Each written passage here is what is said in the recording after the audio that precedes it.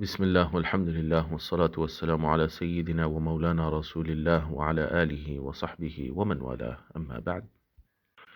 غیر مسلم ملک میں home delivery کے کام میں اکثر اگر حلال اشیاء لے جانا ہوتا ہو اور کبھی کبھی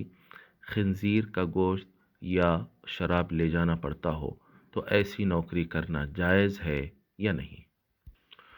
تو جاننا چاہیے کہ اس طرح کی نوکری کرنا تو جائز ہے، اور جو حلال چیزیں لے کے جا رہے ہیں وہ بھی جائز ہے،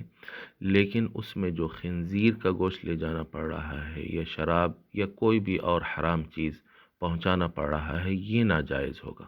کیونکہ اس میں اللہ رب العزت کی معصیت، اللہ رب العزت کی نافرمانی کرنے میں مدد کرنا لازم آئے گا۔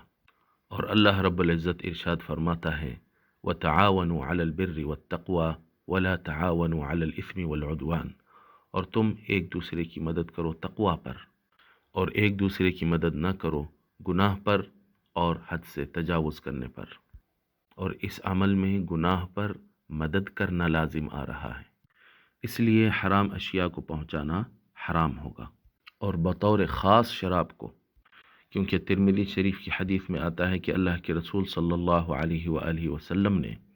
شراب کے بارے میں ان 10 افراد پر لعنت فرمائی ہے: شراب نچوڑنے والا، جس کے لیے شراب نچوڑی جائے، شراب پینے والا اور شراب کو اٹھا کر لے جانے والا، اور جس کی طرف شراب اٹھا کر لے جائی جائے، اور شراب پلانے والا، اور شراب بیچنے والا، اور اس کی قیمت وصول کر کے کھانے والا، اور اسے خریدنے والا، اور جس کے لیے خریدی جائے۔ اس لیے آپ کو چاہیے کہ یا تو کمپنی میں یا ہوٹل میں یہ درخواست دے دیں کہ جو حرام اشیاء ہیں انہیں لے جانے کی ذمہ داری مجھے نہ دی جائے،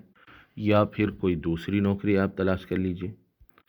یا پھر اگر آپ کو یہ نوکری کرنا ضروری ہے، آپ کے پاس کوئی دوسرا ذریعہ معاش نہیں ہے، اور اس نوکری میں وہ لوگ آپ کو حرام اشیاء کی ڈیلیوری کرنا بھی لازم قرار دیتے ہیں، تو آپ کو چاہیے کہ آپ کو جو کبھی کبھی حرام اشیاء لے جانا پڑ رہا ہے ان کے پیسے آپ نہ لیں، اپنے استعمال میں نہ لائیں، ان پیسوں کو آپ بغیر ثواب کی نیت کے اللہ کی راہ میں صدقہ کر دیں۔ چنانچہ اس متعلق فقہ حنفی کی کتاب کی عبارت یوں ہے، رد المحتار میں آتا ہے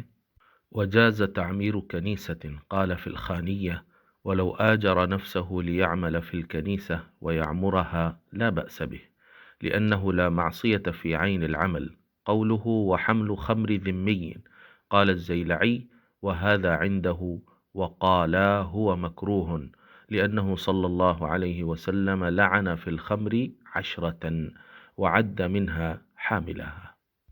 والله ورسوله أعلم وأحكم۔